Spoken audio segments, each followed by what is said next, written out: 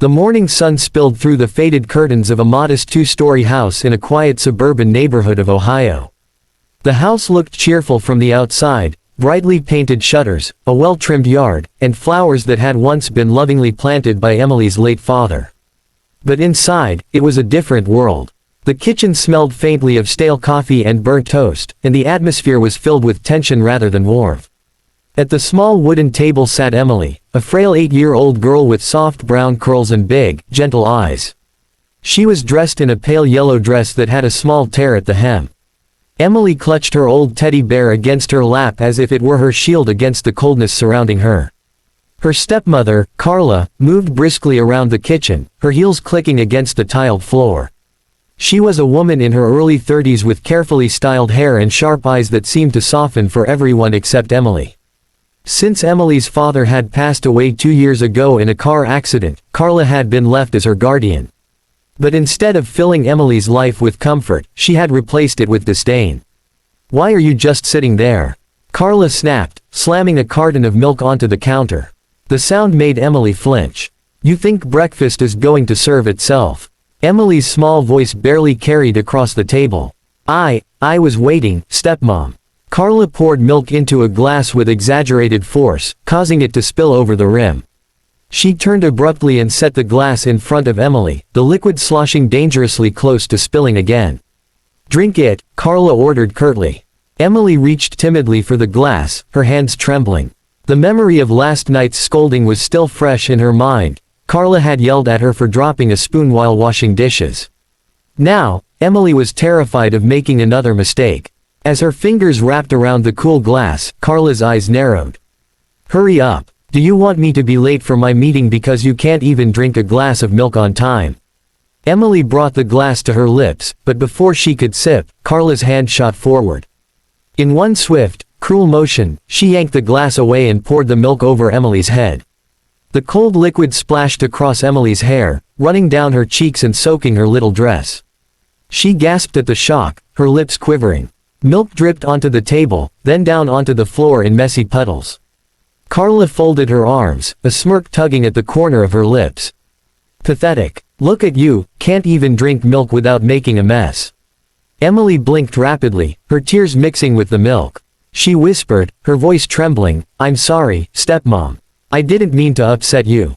Her apology was sincere, but it was met with more cruelty. Carla leaned closer, her voice sharp and icy. "Sorry doesn't make you less of a nuisance. You're nothing but dead weight, Emily. If your father hadn't left you behind, I'd be living a peaceful life right now." The words cut deeper than the cold milk ever could.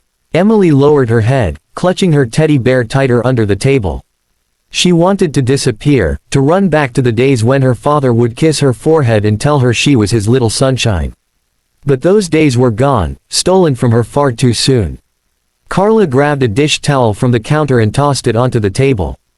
"Clean it up. And stop crying like a baby. Tears won't change who you are." Emily slid off her chair, kneeling to wipe the milk from the floor with the towel. Her small hands worked quickly, desperately trying to please her stepmother. She fought back sobs, knowing that crying would only make things worse. Carla crossed her arms and stood over her like a judge watching a guilty defendant. "Faster, Emily. You think the world is going to wait for you. No one cares about your tears. Not me, not anyone." At that moment, a firm knock echoed at the front door.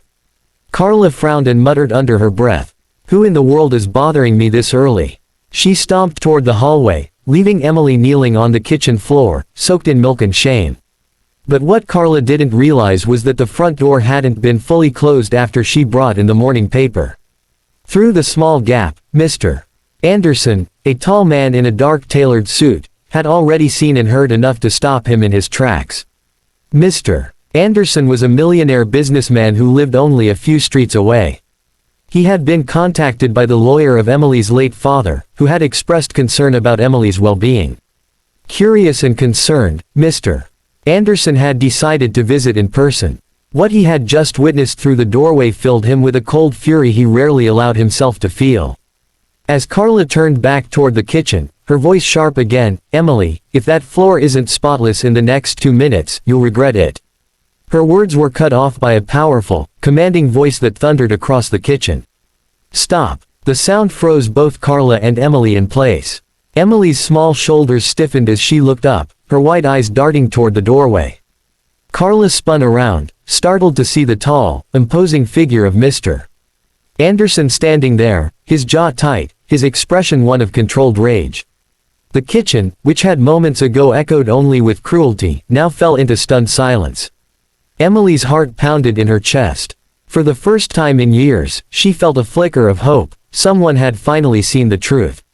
The word, "stop," rang through the kitchen like a thunderclap. Carla's eyes widened, her face drained of color. She had not expected anyone to witness what she had just done. Emily froze, still crouched on the floor with the dish towel in her hand, drops of milk running down her hair and face. For a moment, she didn't dare breathe. Mr. Anderson stepped fully into the kitchen, his polished shoes clicking on the tiles, his tall frame filling the doorway. His presence was commanding, broad shoulders, sharp jaw, eyes burning with indignation. His gaze shifted from Carla to Emily, then back to Carla again. He spoke slowly, each word dripping with controlled fury. "What kind of woman," he said, his voice low but powerful, "pours milk over a child's head and then mocks her for it?" Carla's lips parted in shock. She stammered, This isn't what it looks like. She's clumsy, always making a mess. I was just..." Mr. Anderson raised a hand, cutting her off sharply. "Don't lie. I saw everything with my own eyes. You humiliated her. That wasn't discipline. That was cruelty." Carla's cheeks flushed red, but she tried to stand her ground. "You have no right to barge into my house and judge me. She's my stepdaughter. I'm raising her the best I can." Mr. Anderson's eyes narrowed. "Raising her? Is this what you call raising a child? Making her kneel on the floor, soaked in milk, terrified to even breathe? A child deserves love, not humiliation." Emily's little hands clutched the towel tighter. Her eyes darted nervously between them, her heart thudding in her chest. No one had ever spoken up for her before. Not once. Carla crossed her arms, her tone defensive. "You don't understand. Her father left me with this responsibility. I never asked for it. I have my own life, my own needs. She's nothing but a constant reminder of..." "Enough." Mr. Anderson's voice was so forceful that Carla took a step back. He turned his attention to Emily, softening his expression. He knelt down so that his tall frame was at her level. Reaching into his pocket, he pulled out a clean handkerchief and gently wiped her damp cheeks. His tone, when he spoke to her, was gentle and kind.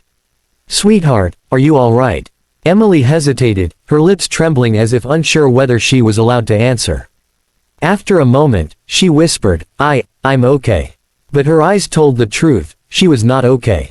She hadn't been okay for a long time.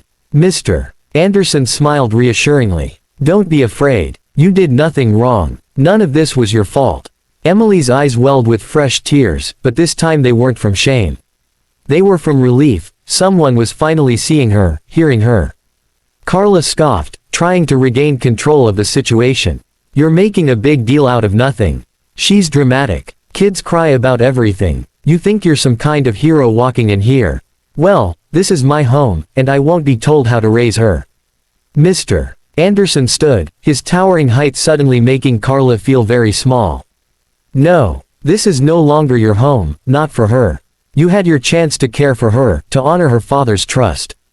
And you failed." Carla's face twisted with anger. "You can't just take her.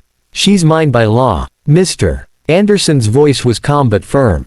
"Her father's lawyer contacted me weeks ago. He was worried about how she might be treated after his passing. I promised him I'd check in. And today, I've seen enough.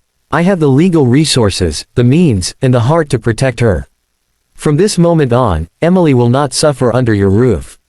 Emily gasped softly, her small hand instinctively reaching toward his sleeve as though clinging to the promise of safety.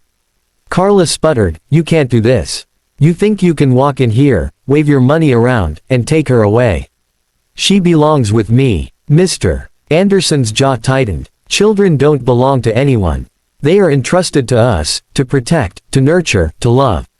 You've done none of that." His eyes hardened. "And believe me, I have enough influence to make sure the courts see the truth." Carla opened her mouth to argue, but the confidence had drained from her face. Deep down, she knew he was right. She had no love for Emily, and she had no real defense. Emily slowly rose to her feet, still trembling.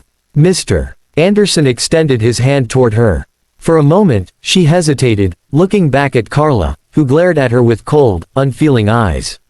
Then Emily made her choice. She slipped her tiny hand into his, holding it tightly.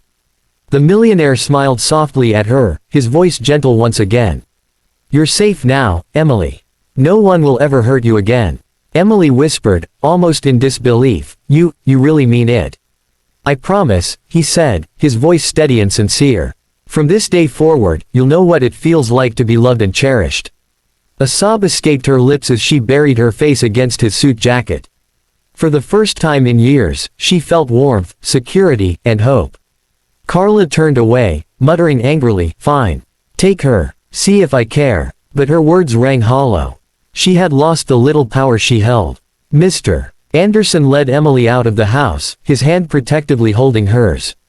The morning sunlight bathed them as they stepped outside, a stark contrast to the darkness she had endured inside. Emily looked up at the bright sky, almost as if seeing it anew. As they reached his car, Emily tugged at his sleeve and whispered, "Thank you, for saving me." Mr. Anderson crouched down once more, brushing a curl from her damp forehead. He smiled warmly. "No, Emily. You saved me too. You reminded me that true wealth isn't in money, but in the love and kindness we give to others." Emily's eyes glistened with hope. She nodded softly, feeling for the first time that her life was about to change.